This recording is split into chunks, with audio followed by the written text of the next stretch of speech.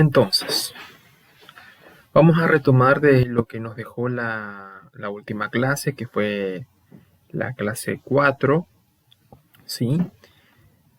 Algunos de los que están presentes me podría mencionar de qué tema trató la última clase.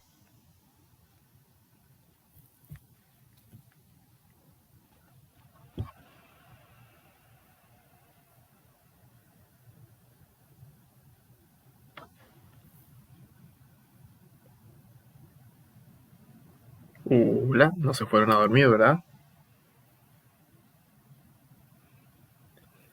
Bien, bien, bien. Me imagino que vieron el video de la última clase. O si no, se están enterando ahora que hay una última clase.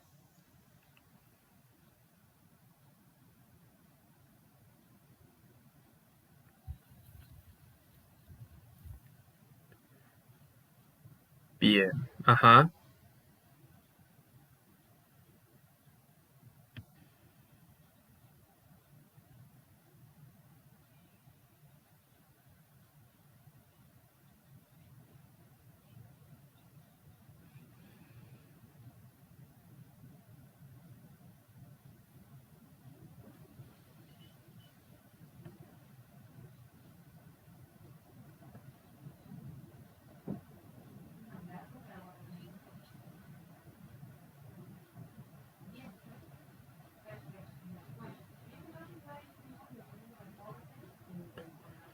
Bien, sí, a grandes rasgos fue eso lo que tratamos y como hicimos también en aquella clase, también hicimos hincapié en los temas que veníamos dando. Nosotros habíamos partido de la implementación de la ley, por qué era necesaria la ley, cuál era el propósito de la ley, cuáles eran los objetivos de la ley 1420. Como más o menos, salvo una de sus compañeras o dos estuvieron en la última clase, cabe destacar o rescatar por qué era necesaria la ley 1420, cuál era el objetivo que se tenía con esa ley. ¿Qué recuerdan ustedes?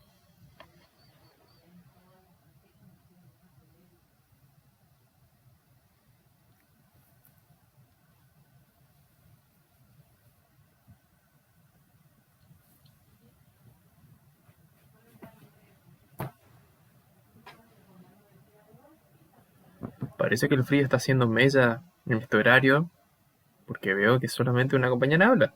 ¿Alguien más que quiera aportar? No hay problema. Sí, dígame.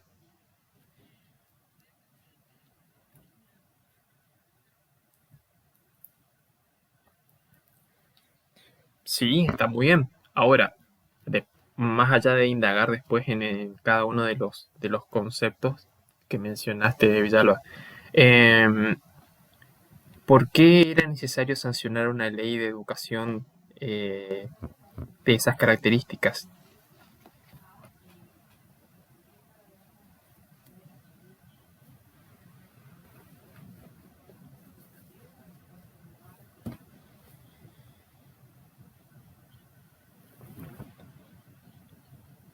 Muy bien, la educación estaba restringida a ciertos sectores, está muy bien dicho eso. Era necesaria el acceso a una educación a aquellos sectores que estaban más postergados, pero hay un elemento que también va con esto de la regulación, digamos, de por qué estaba postergada, y tiene que ver con esta puja que mencionaste, Ruiz, de entre posturas que se produce en ese debate. ¿Quiénes tenían antes de la ley la potestad o el dominio, o podemos decir el monopolio de la educación? Bien, bien, la iglesia, ¿no? Bien, ahí saltaron todos, bien. Bueno, entonces sí, la iglesia. Eso es importante que tengamos en cuenta porque el decir educación laica hoy en día pasa como si nada, pero ustedes tengan en cuenta que durante mucho tiempo, estamos hablando desde, digamos, no llegamos a hablar de 1000 años, pero hablamos casi, podemos hablar de entre 600, 700 años, 800 inclusive, la iglesia tuvo el control de la educación y no necesariamente en nuestro territorio, sino en gran parte de Europa. Cuando llegan a nuestra Europa los colonizadores o conquistadores o invasores, según las posturas que hemos analizado el año pasado, esa herencia cultural llega, porque los españoles no llegan solos, llegan con personas de la iglesia. Y esa idea de que la educación viene controlada por la iglesia también viene con ellos. Entonces, durante mucho tiempo, ¿sí? Yo diría desde el siglo V, desde el siglo IV después de Cristo, hasta, estamos hablando en Argentina, ¿no? Siglo XX, hay mucho trecho de por medio, casi 15 siglos, 1500 años, hay un control de la iglesia sobre la educación y en el caso de nuestro estado, con más razón aún, esta iglesia tenía un fortalecimiento, un control, del cual no se, digamos, no se cuestionaba estas cuestiones. Esto se daba por sentado que la iglesia es la que tenía que tener control. Ahora, esta ley 1420 lo que viene es establecer que la educación va a ser controlada por el Estado. ¿Qué buscaba el Estado hacer con esta educación? ¿Qué objetivo tenía esta educación? ¿Cuál era el objetivo de implementar, aparte de que llegara a todos? ¿Qué propósito tenía?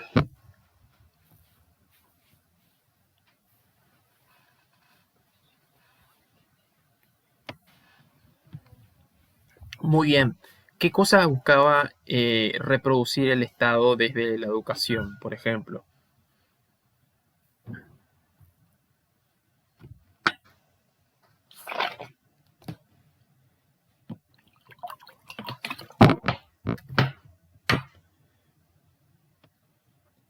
Ustedes recordarán que hablábamos de un contexto de la inmigración, en el que muchos inmigrantes llegan al país. Claro, la frase que exactamente, gobernar es poblar, que es una frase usada por ¿quién dio? No, pero Julia Roca es de la época, sí, no. ¿De quién?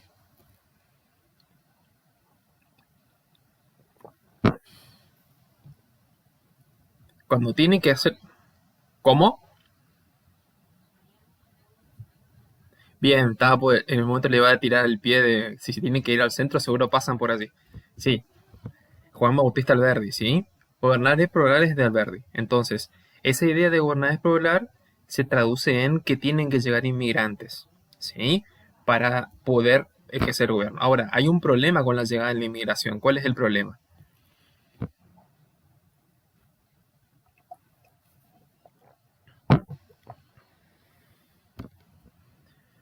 Eh, es cierto, eso es por un lado, pero por otro lado, la llegada, si bien se les podía tramitar de esta manera la nacionalidad, aunque después va a tener algunas otras complicaciones, eh, ¿qué pasaba con lo que es la forma de la cultura de estos pueblos? Porque era muy diversa, de diferentes naciones.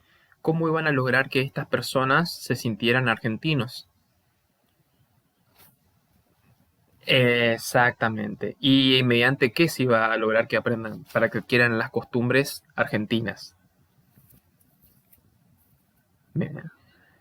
Ah, exactamente, sí.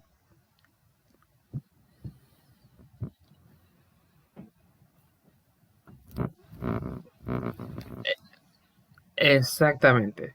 Entonces, a través de la educación, y ahí es donde que hemos hecho hincapié en la clase 4 y en la clase 3 hablamos con respecto a que lo que es la historia, siempre yo que pude lo dije, la historia es una construcción, y sobre todo la historia nacional. La historia nacional no es que se empezó a compilar o armar de una manera totalmente objetiva, sino de lo que se buscó es un propósito y en base a ese propósito y la persona que lo investiga se va escribiendo historia.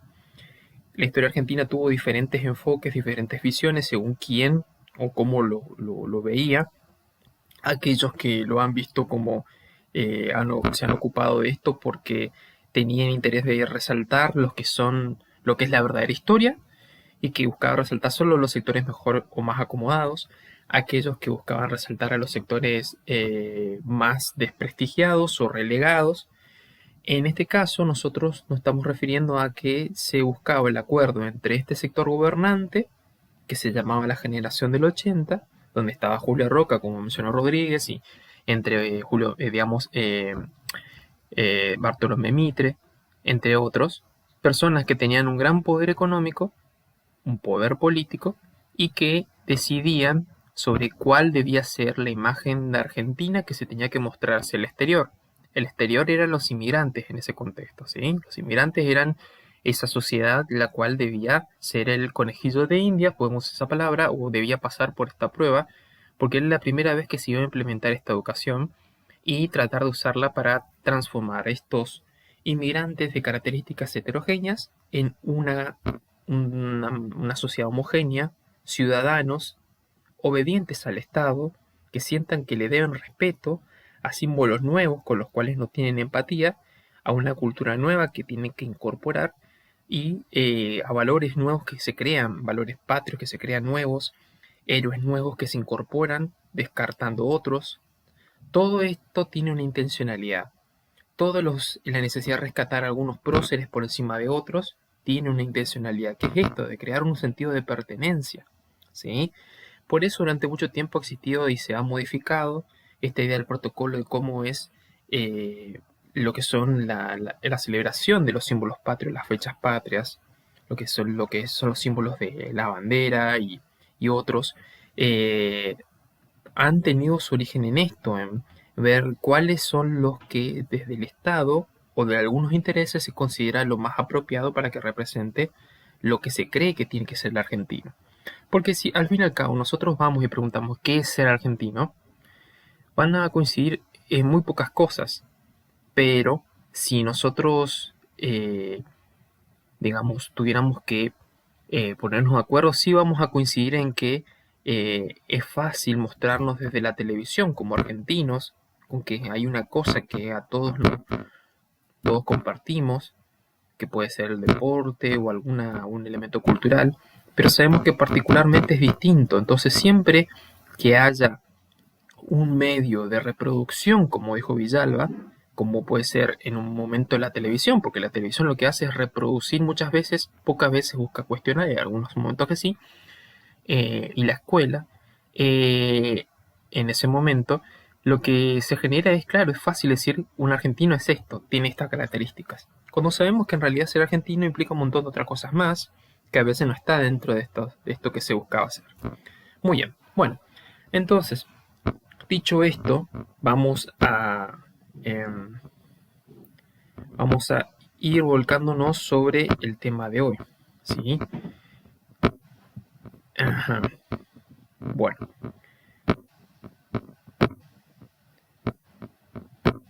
¿alguna duda que les haya quedado de la clase anterior y que quieran preguntar ahora?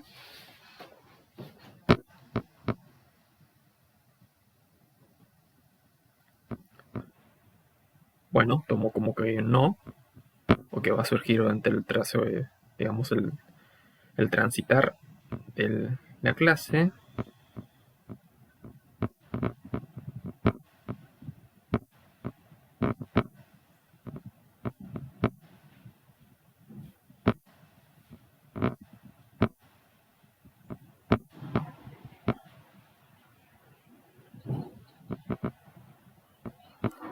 ¿Ahí me escuchan?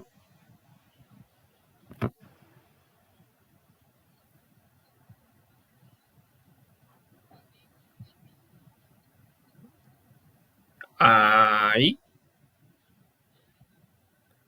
Bueno, está. Sí, lo que pasa es que a veces muevo el micrófono y trato de tenerlo más cerca posible.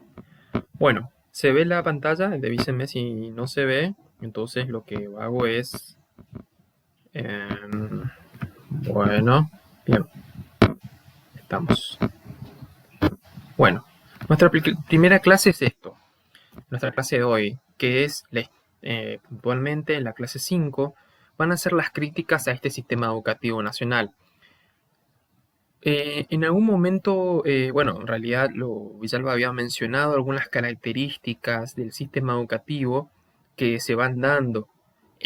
Nosotros hablamos de que la educación es laica porque está bajo la potestad del Estado, gratuita porque no se debe pagar, justamente, y pública porque justamente cualquier persona puede acceder a esto, ¿sí? Ahora, lo que nosotros también sabemos es que la característica de la educación que se va a implementar con la ley 1420 es una educación que en cierta manera nosotros lo encasillamos y sobre todo digo nosotros porque en conjunto, la clase se lleva en conjunto, un dato que no sea solamente yo, la llamamos del normalismo, la propuesta de lo que es la escuela normalista. La escuela normalista surge como denominación a todas esas escuelas normales, así se llama, escuela normal, que se van a ir fundando con el impulso de Sarmiento a partir de su experiencia que él termina teniendo en su viaje a Estados Unidos. ¿Sí? Él, cuando viaja a Estados Unidos, termina viajando a la localidad de Filadelfia y ahí tiene contacto con la propuesta de educativa que le permite, freudiana, ¿no? Que le permite darse cuenta de que es un modelo ideal apropiado para aplicarlo en nuestro estado. Claramente que hay algunas características que generan en su momento, no inmediatamente, pero después, algunos choques. Uno de los elementos que tiene esa educación normalista, que continuaron hasta el presente, que lo habíamos nombrado en el primer video, por ejemplo, tiene que ver con la necesidad de la presencialidad. ¿Sí? La escuela no existía si uno no estaba presente. Hoy en día hablamos de un contexto en el cual ese tipo de presencialidad hubiera sido riesgosa y tal vez hubiera implicado que muchos de nosotros no estuviéramos vivos en este momento. Pero esa presencialidad era necesaria y obligatoria, a tal punto que fíjense que hoy en día fue tan difícil despegarnos de esa presencialidad, donde muchos chicos, pese a todas las tecnologías que tengamos, pese a algún acceso que tengamos digital, siguen necesitando, ustedes también, esa presencialidad como para que le dé un sentido a la educación. Porque se siente, o la sensación que se comparte por lo menos, es que al estar trabajando de manera virtual, uno no siente que está aprendiendo, sino siente que es una situación tal vez a veces entre una mezcla de ocio y tal vez una experiencia nueva. Lo asociamos a otra cuestión. Este trabajo mediante videollamada no es algo con lo que uno esté acostumbrado como un medio de aprendizaje, porque no tiene la posibilidad de inmediatamente expresar lo que quiere o la duda que tiene, no tiene la posibilidad de poder visualizar tal vez de una manera más cómoda, sino a través de una pantalla, lo que intenta explicar el profesor. Los docentes tal vez no tienen la posibilidad de interpretar de los gestos que hacen por ahí ustedes como estudiantes, sobre aquello que no entienden pero tienen miedo de comentar o expresar, o de aquellos que por ejemplo no lo expresan pero tampoco manifiestan algún tipo de duda, y ese acompañamiento que uno va haciendo, que es lo que ustedes seguramente ya vienen practicando o van practicando de sus experiencias en la práctica del nivel inicial, uno sabe, detecta cuando hay situaciones en las cuales el niño, eh, el niño o la niña, vamos a decir, está en una situación en la cual necesita ser acompañado, pero no lo manifiesta. Entonces, esas cosas son difíciles a través de la virtualidad, pero es un desafío que claramente mueve los cimientos de la educación como tal. Entonces nuestra educación fue desde sus inicios la necesidad que sea presencial. Y por otro lado, desde su inicio se marcó la necesidad que haya una autoridad. ¿Por qué el docente tenía la autoridad? Vamos a decir, el maestro, todavía no docente. ¿Por qué el maestro tenía la autoridad? ¿Por qué les parece?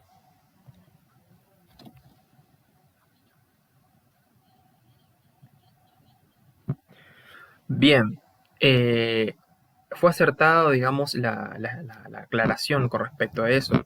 Claramente se considera que el maestro, la autoridad estaba relacionado con el saber.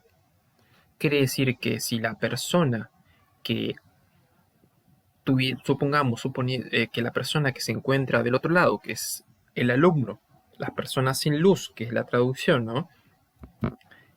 Tuviera el mismo saber que el maestro, tendría la misma autoridad que el maestro, ¿sí? O si nosotros lo trasladamos a la actualidad, tal vez nos vamos a encontrar con una situación muy diferente al contexto de la ley 1420. Primeramente que la ley hoy en día que funciona es otra, ¿sí? La 26.606. Pero aparte, la ley 1420 que durante mucho tiempo estuvo vigente, daba por sentado que nadie puede aprender fuera del colegio, que nadie puede aprender fuera del jardín, que nadie puede aprender fuera de la institución. Uno no aprende fuera, solamente aprende dentro de las cuatro paredes. Algo que ustedes se podrán dar cuenta que es bastante desacertado, ¿sí? Bastante alejado de la realidad que nosotros tenemos. Pero durante mucho tiempo se sostuvo y se impuso esas características.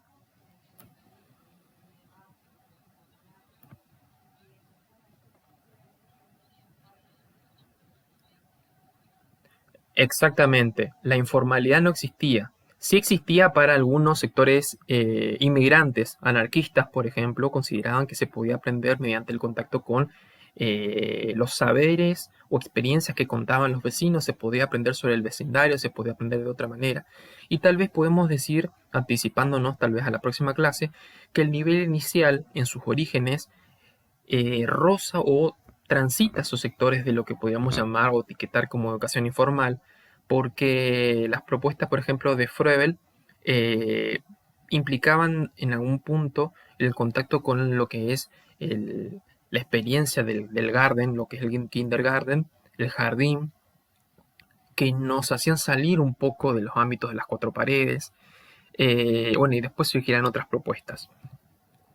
Esa es una de las características de las críticas. La otra de las características de las críticas, otra de las críticas es el tema de la gradualidad, porque las personas que, vamos a trasladarlo al presente, una persona que no sepa y le cueste mucho matemática y le cueste mucho lengua, por más de que se haga todos los intentos posibles y rinda la cantidad de veces posibles, tiene que repetir el año. Y repetir el año no significa que yo solamente rindo matemática y lengua, sino que tengo que hacer todas las materias. Pero las demás materias yo las entiendo, pero matemática y lengua no. Porque la disposición de lo que va a ser el sistema educativo tiene mucho de lo que en su momento ustedes seguramente ya los habrán matizado con la idea de Comenio. Comenio hablaba de esta idea educativa, de la simultaneidad sistémica. Se les tiene que enseñar todo a todos. Eso implica de que no hay una persona diferente, no hay una adaptación de contenidos. Todos tienen que saber lo mismo. Y si yo sé algo que me están por enseñar y que no me sirve aprender lo nuevo, porque yo ya lo tengo que volver a repetirlo. Algo que genera en muchos casos frustración, ¿sí? Cansancio, falta de interés, apatía, ¿sí? Entonces, todo eso, esas características siguen también vigentes en muchos casos en la educación. Y también han salido en las experiencias en los grupos de WhatsApp, que para los que trabajan en grupos de WhatsApp, donde chicos mismos tienen la posibilidad, aunque ya lo ven hace tiempo, de decir, yo estoy cansado de lo mismo, nos mandan esto, pero después nos exigen que le pongamos a todos, le respondamos lo mismo que si hacemos todos los años, o de repente piden esto, pero nunca nos pedían. Todo eso se va manifestando, porque la ley que funcionó, o el sistema que funcionó con la ley durante mucho tiempo, hizo que la ley cambie, pero parte del sistema sigue vigente. Características que hacen que funcione el sistema a través de cómo los docentes piensan que es la educación, cómo los profesorados dirigidos por docentes también piensan que tiene que ser la educación, y hace que muchas cosas del sistema no cambie. Pero cuando nosotros vamos a trabajar el nivel inicial, cuando trabajamos en el nivel secundario, vemos que los chicos vienen con otras ideas. Ellos saben que quieren hablar y aportar cosas, ellos saben que tienen nociones de que han aprendido cosas fuera y que lo que le estamos por enseñar tal vez es obsoleto, ¿sí? Lo que nosotros queremos aprender es tal vez lo obsoleto y necesitamos estar más adaptados. Eso no se daba antes, ¿sí? Bien, esas son algunas características como para pensar. Muy bien. ¿Cuáles son las críticas al modelo normalista, que es este sistema que va a funcionar a partir de que Sarmiento trae un grupo de maestras norteamericanas que van a formar la base de esta educación, ¿no? Un aprendizaje regulado. Ese aprendizaje regulado significa que la persona tiene que aprender unos ciertos contenidos, ni más ni menos, para pasar de grado. Ahí es donde viene la gradualidad, ¿no? Este aprendizaje regulado implica, por ejemplo, los silencios. Ustedes recordarán muchas veces en que se silencio, que a veces uno se reía, era un poco jocoso, ¿no? Se reunían. Algunos de ustedes seguramente habrán formado esos grupos que se sentaban atrás y hablaban y gritaban, o sentaban adelante, pero chismoseaban, comentaban. Bueno, eso era parte, ¿no?, de la experiencia educativa. Pero la necesidad del silencio, uno se pregunta por qué es necesario el silencio. Bueno, por un lado, seguramente para que le escuchen lo que explica el docente, pero muchas veces el silencio era porque en una experiencia educativa que han tenido, les habrá pasado, se consideraba que cuando había silencio las personas aprendían, ¿sí? Cuando hay silencio la persona significa que está concentrada.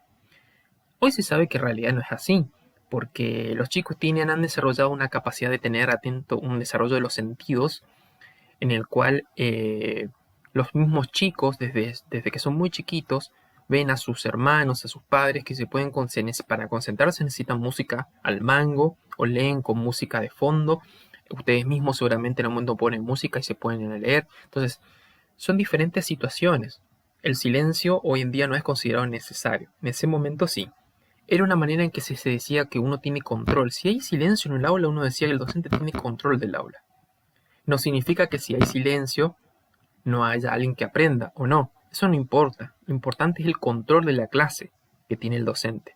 Esa era la noción de que un docente tiene un control, ¿no? Y un control en todos los sentidos. La uniformidad, el conocimiento que se tiene que dar, tiene que ser el mismo para todos. No se les puede adecuar a cada uno de lo que necesita.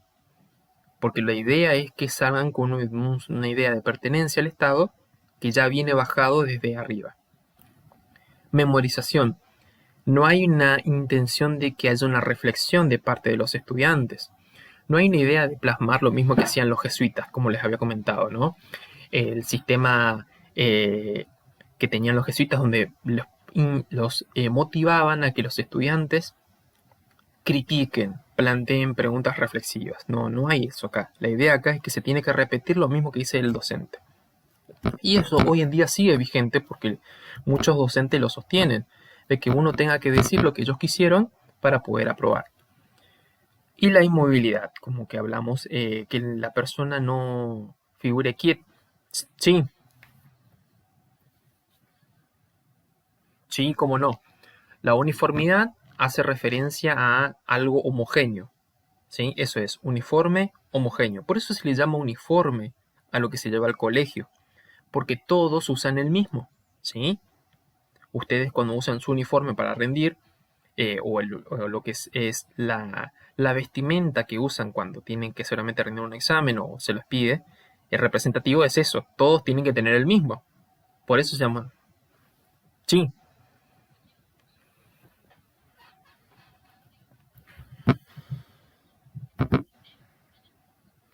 claro, sí. Hoy en día el uniforme, si bien es igual para todos, cambió el sentido de lo que en su momento significó. El uniforme implicaba en su momento llevar el mismo delantal blanco, en el cual la persona, todas las personas, implicaban de que no tenían un saber previo, que todo íbamos de manera en blanco, ¿no? Pero también hay otra cuestión. Suponiendo que el uniforme fuera en blanco, negro, el color que fuese, también refiere a que nadie, se busca que la persona tenga un sentido de pertenencia, eso es cierto, pero también se busca que ninguna persona sea diferente, sino que todos sean iguales, ¿sí? Sabemos que ningún uniforme es igual en todos los sentidos, porque por ejemplo, si a mí en una escuela privada me piden que yo lleve la misma ropa, algunos no vienen con la misma ropa, algunos vienen tal vez con parte del uniforme y otra parte vienen con otra ropa, no se aplica tal de ese modo. Pero yo tomé el caso del uniforme porque en un momento el uniforme, incluso en el mismo ejército, implicaba de que todos están en una situación no solamente de igualdad, sino que todos son del mismo cuerpo, todos son lo mismo, no se nota diferencias, ¿sí? En lo que es el ejército, un soldado es un soldado, no importa el nombre, apellido que sea, son todos de la misma situación. Entonces la uniformidad, yendo más a la pregunta, refiere a eso, es el conocimiento común que todos tienen que tener, no se lo adapta, no se lo cambia, todos lo mismo, con la misma dificultad, sin importar si le cuesta o no más a uno que a otro. Si la persona le cuesta, significa que no sirve para el sistema y saldrá del sistema. No importa eso, importa los que se quedan. Así funcionaba, ¿no? Y tal vez siga funcionando, porque muchos docentes siguen, desde un ámbito educativo todavía se sigue repitiendo eso. Todas estas características llevan al control de la clase o lo que se considera como control de clase, que era más un mérito que una reprimenda. Tal vez hoy en día puede llegar a algún cuestionamiento con respecto a esto y una profundización sobre estas cuestiones, pero hay una idea todavía que circula en el ámbito docente y me ha pasado a mí escucharla, de que si una persona tiene un control de los chicos, si están quietos, si no se mueven, que es la idea que uno tiene, cuando uno va y dice, ay, si se mueven para acá, no quiere decir que uno no tiene control. El control significa que uno tiene la manera de manejar todas las situaciones que se dan. Y que obviamente los chicos o las personas que están ahí no son seres humanos, sino que estamos hablando de personas que son manipulables. Si son seres humanos, uno sabe que no necesariamente van a estar donde uno pretende que estén. De por sí, muchos no desean estar en ese lugar. En el caso de la secundaria, no desean estar en la secundaria.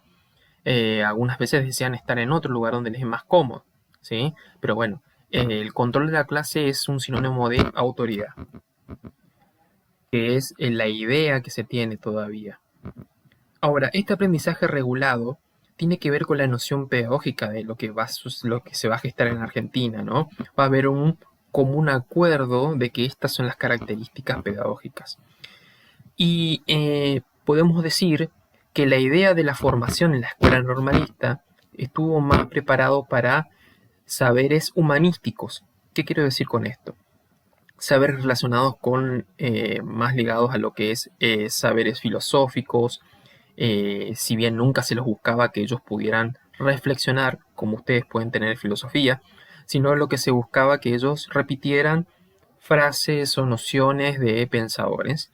Se buscaba más que tengan algún conocimiento de gramática, literatura, sí, saberes generales. Nada que estuviera abocado al trabajo. Y ustedes recordarán que la idea de la educación era prepararlos a los inmigrantes, a los hijos de inmigrantes, para que pudieran traer el desarrollo a las empresas, a las industrias que se estaban gestando en el país. Entonces, en ese punto, la educación era una deuda pendiente. No lograba dar las bases o saberes que le permitieran tener relación con el trabajo, conocimientos prácticos que le permitieran que las personas pudieran volcarse al trabajo, sino eran más saberes humanísticos, más para sectores que, digamos, no necesitaban tener un control del trabajo, sino sectores más, digamos, privilegiados. Los mismos sectores que idearon esta idea de los contenidos eran los sectores que consideraban que estos saberes eran necesarios, pero claro, ninguno estaba relacionado con cómo yo debo poder, digamos, aplicar mis conocimientos prácticos para trabajar en una fábrica, qué me va a servir. Vamos a la típica frase que uno escucha, que yo también he escuchado en la secundaria: ¿de qué me sirve esto para trabajar acá? ¿De qué me sirve esto para trabajar allá? ¿De qué me sirve esto para lo que yo hago? ¿Sí? En ese momento eran necesidades. Y claro, en cierta manera, digamos, la gran parte del conocimiento estaba abocado a lo que es la clase escolar, ¿sí? No había una idea de que uno pueda tener un aprendizaje fuera de ese ámbito.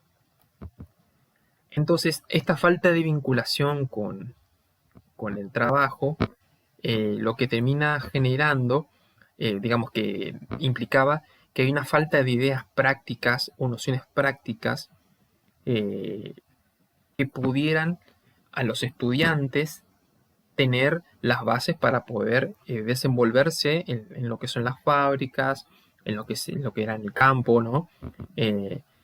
Y la teoría que se les enseñaba era algo que era bastante alejado de la realidad que ellos veían, ¿no?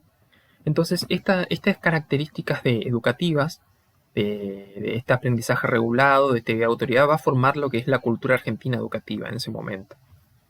Hay una necesidad de dar prioridad al conocimiento teórico más que las ideas prácticas. Y también hay una necesidad de algunos sectores, vamos a verlos ahora, que necesitan estos saberes teóricos o humanísticos porque les permiten un ascenso social, les permite estudiar medicina, les permite estudiar, ya no estamos hablando de inmigrantes necesariamente, hablamos de sectores de la sociedad, que les permite estos saberes lograr ascender a un lugar político importante. Por eso consideraban de que esta formación normalista era necesaria. No sé si se entiende hasta ahí más o menos la idea que les estoy explicando entre el saber humanístico que se da en la escuela normal y la necesidad del saber práctico que todavía no aparecía.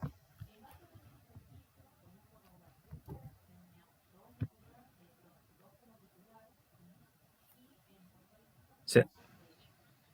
Bien, bien. Estamos entonces. Bueno, entonces, ¿qué alternativas surgen? A partir de 1912, donde se sanciona la primera ley, la ley Sáenz Peña, donde implica la ley del voto secreto, ¿no? Eh, eh, Empieza a haber un cambio en las características de gobierno de nuestro país. Es la primera vez que llega un gobierno que tiene un partido distinto, no de la generación del 80, sino un partido de la Unión Cívica Radical. El primer presidente durante tres series de gobierno en realidad, pero dos veces va a gobernar, es Hipólito Yrigoyen. Y va a ser el primer gobierno democrático, porque hasta ese entonces las características del gobierno que implementaban la generación del 80 no tenían mucho de democrático. Las elecciones eran manipuladas mediante el fraude y mediante los caudillos que gobernaban de las diferentes provincias que se van a rebelar con Hipólito Yrigoyen.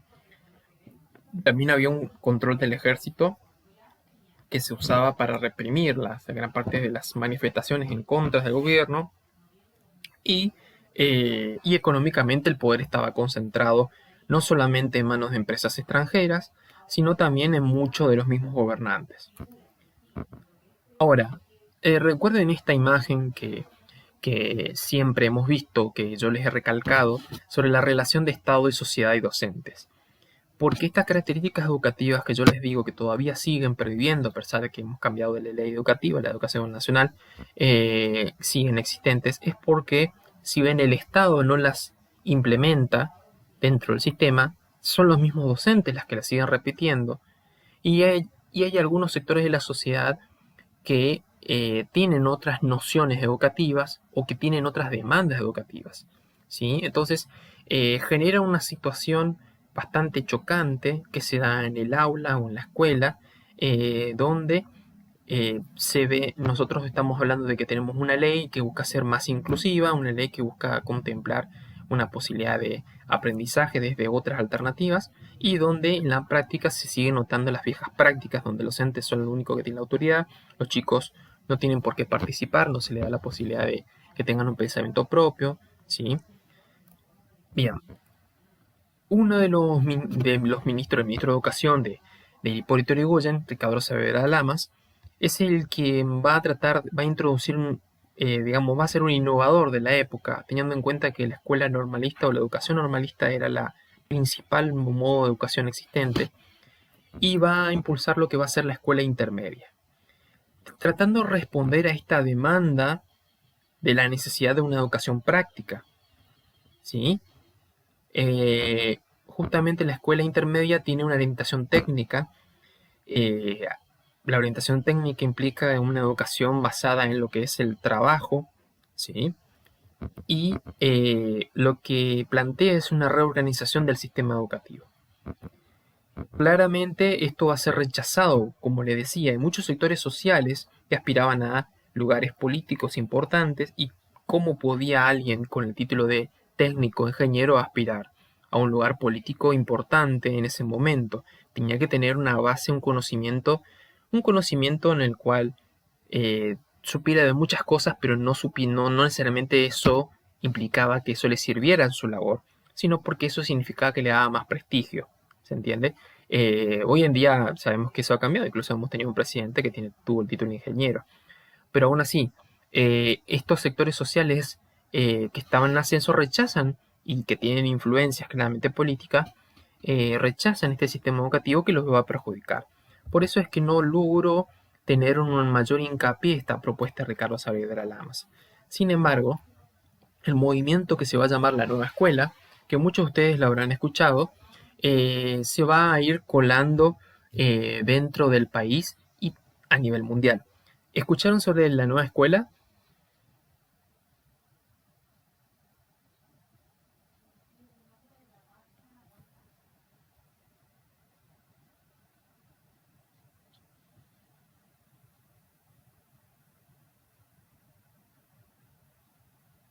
Bien, ¿qué recuerdan de eso? Que era una escuela nueva.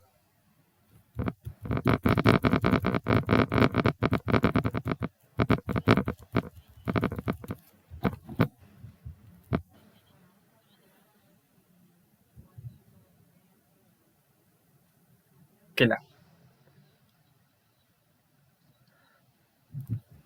Bien.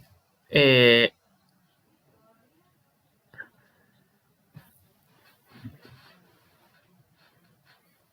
Bien, claramente la escuela nueva habla de una otra propuesta educativa distinta, otras nociones pedagógicas distintas, ¿no?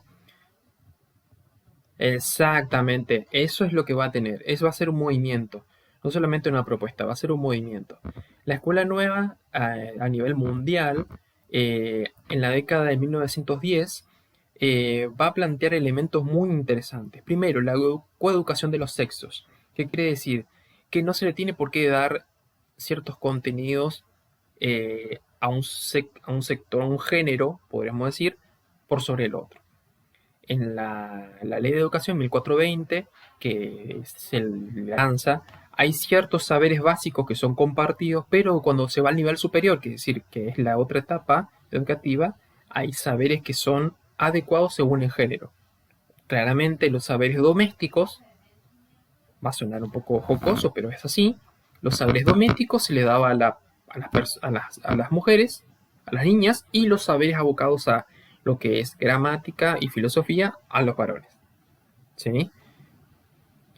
Eh, la nueva escuela plantea algo totalmente distinto, ¿no?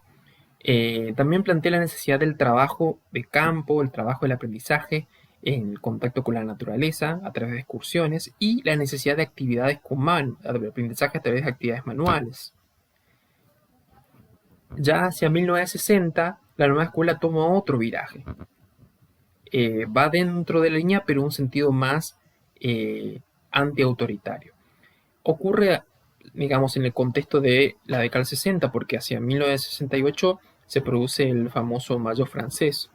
Si ustedes no están familiarizados con este proceso, yo les puedo pasar algún video para que lo puedan ver, o ustedes mismos pueden buscar algo no muy largo, claramente, para que no tengan que confundirse, pero en grandes rasgos el Mayo francés, si bien es un hecho, representa todo un proceso.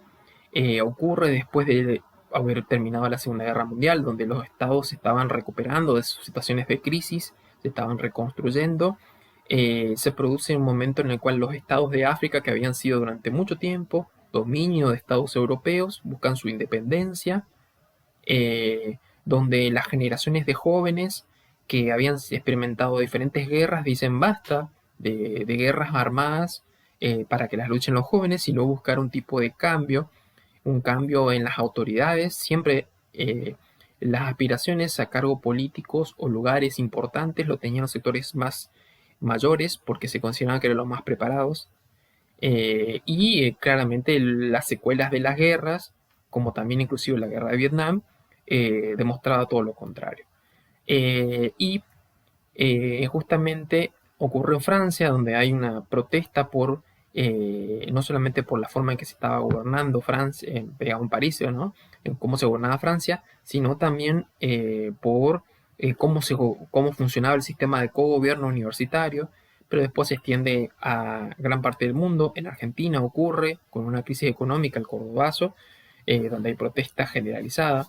Eh, Se produce en diferentes ámbitos en Estados Unidos, donde estaban luchando incluso los sectores de población de color, luchando por sus derechos en ese momento.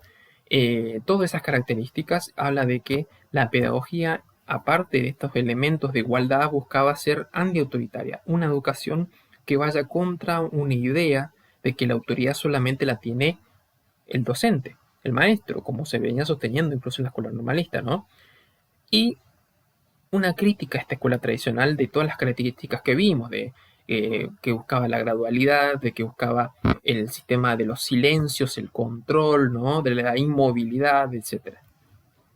En el caso de Argentina, nosotros vamos a ver que algunos sectores sociales, claramente no son los normalistas, sino son los otros sectores, que estaban en contacto con las vanguardias. Muchas veces son los sectores literarios o sectores artísticos que constantemente tenían contacto con los avances de Europa y son los que van a impulsar estas nociones de la escuela, de la nueva escuela.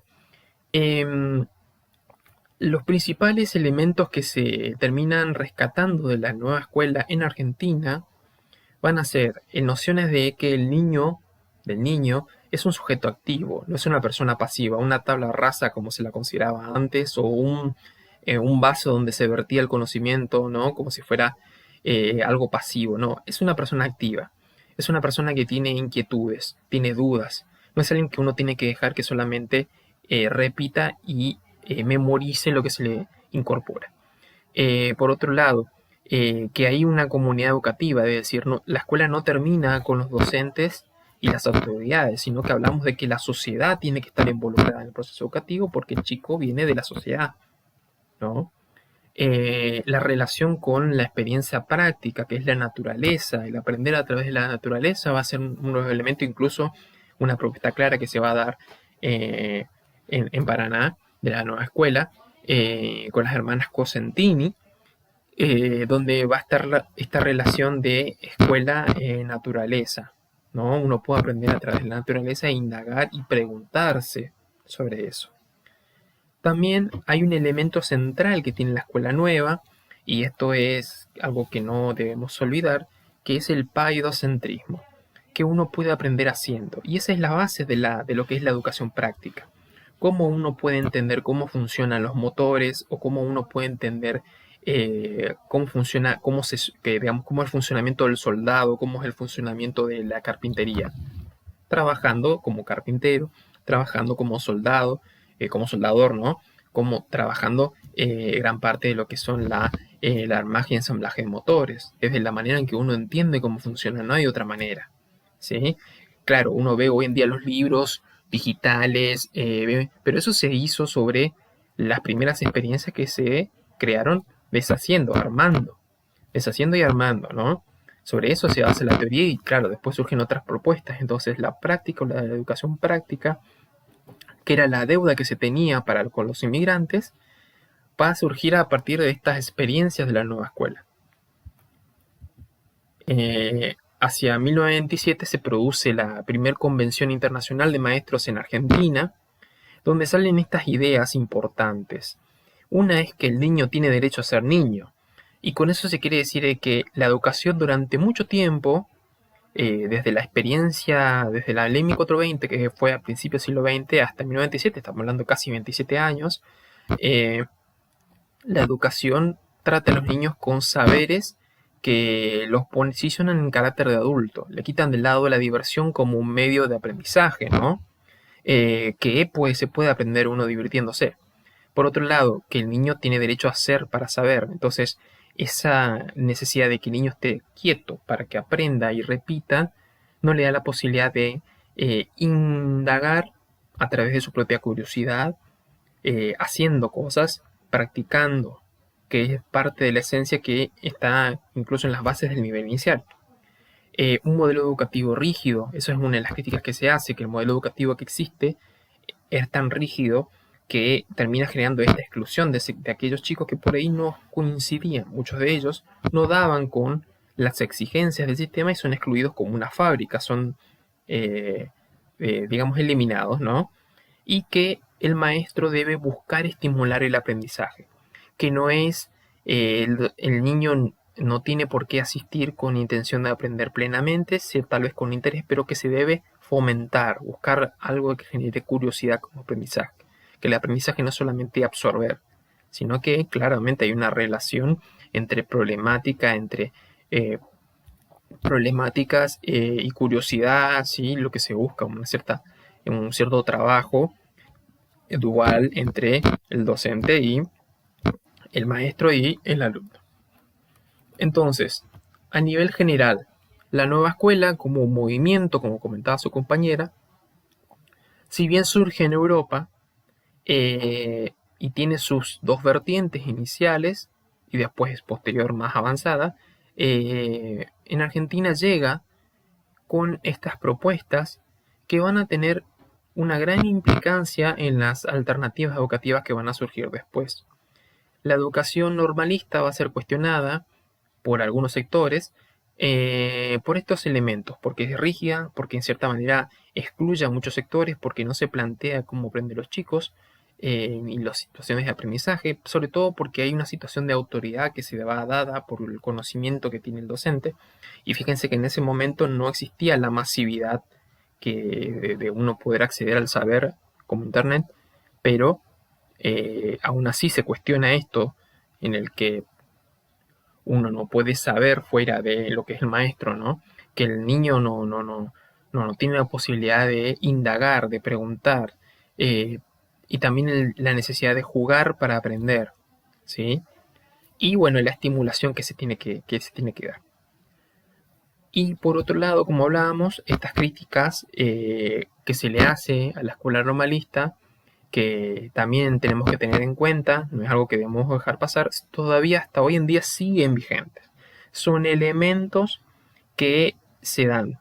Tal vez no tanto en el nivel inicial, porque el nivel inicial ha sufrido diferentes transformaciones y tiene diferentes vertientes, pero sí, por ejemplo, en la educación primaria siguen unos elementos similares, en la educación secundaria, que ustedes habrán experimentado, y tal vez por ahí recuerden situaciones donde todavía estas características del sistema educativo anterior se siguen reproduciendo desde diferentes actores, ya sean los docentes, directivos o los mismos eh, formadores de docentes, ¿sí? Bien, ¿alguna duda que les haya quedado de lo que vimos hoy?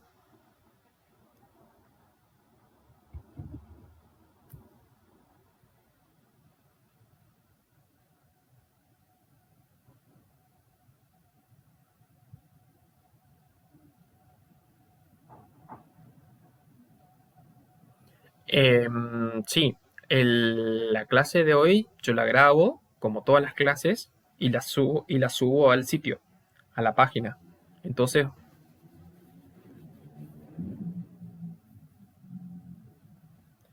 la subo como video, ¿sí? Si no, si tienen problemas con la posibilidad de verlo allí, yo puedo buscar subirlo a YouTube para que lo puedan ver. Pero bueno, eso ustedes me dirán. Hasta ahora es la primera vez que me dicen que no lo pueden ver, ¿sí?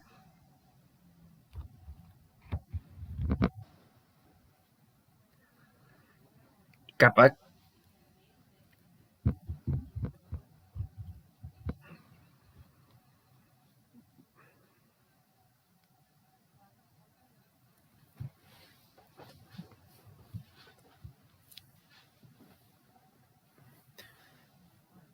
claro, bueno, voy a mirar. En todo caso, si sigue siendo así, lo que yo puedo hacer es tal vez subirlo a YouTube y insertarlo como video a YouTube. ¿Eh? Bueno, bueno, está entonces. Bien, ¿alguna duda más?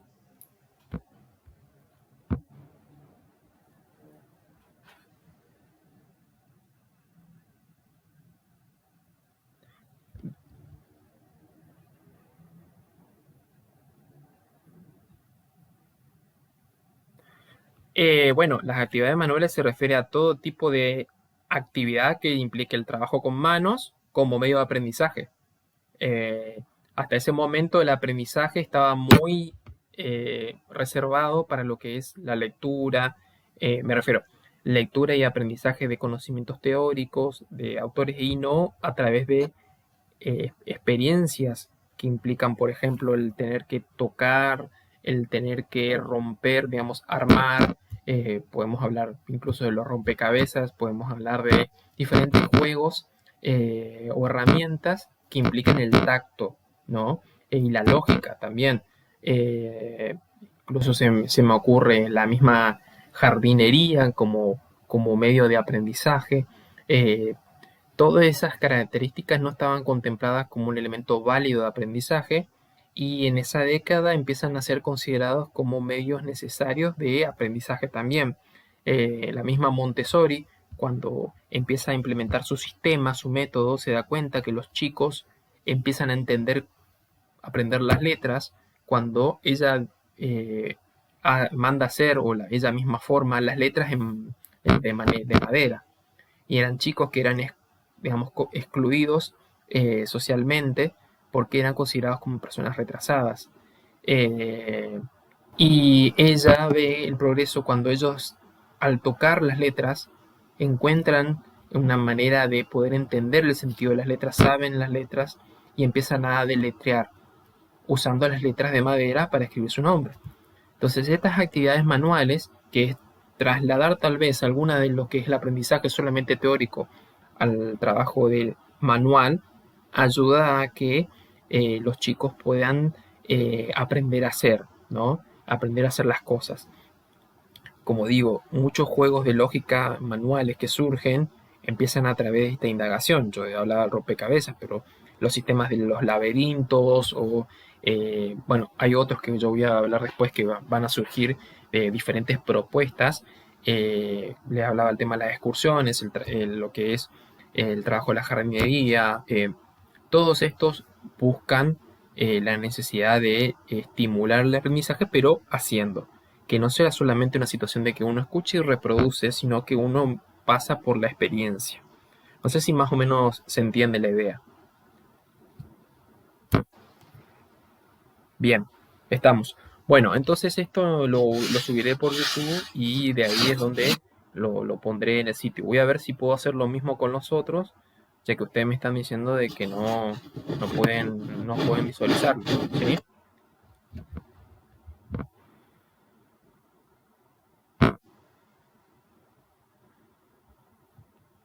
Ah, bueno. Bueno, pero descargando te da para descargar, no hay posibilidad que lo veas sin descargar.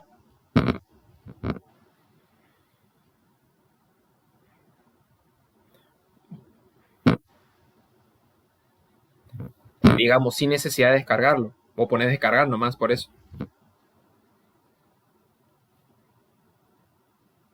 Ah, bien, bien, bien, bien, bien. Bueno, voy a probar de la otra manera, pero de todos modos, si pues, para la... Sí,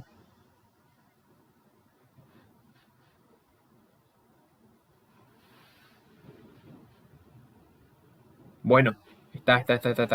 Bueno, listo. Sí, lo que vamos a hacer eso entonces, lo que vamos a hacer es eso. Esto sí voy a subir en YouTube y los otros los vamos a dejar como están para que ustedes prueben de esa manera. Pueden descargar y ahí les va a dar para reproducir. Puede ser una manera de configuración del sitio, la verdad que no recuerdo bien porque las otras veces yo los subía como los insertaba, no subía el video, ¿sí? Pero bueno, prueben de esa manera para poder visualizar. ¿Alguna otra duda?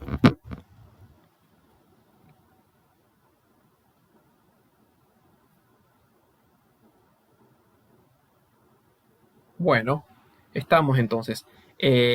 Nos estaremos viendo la próxima semana. Eh, nosotros les han pasado la fecha del parcial.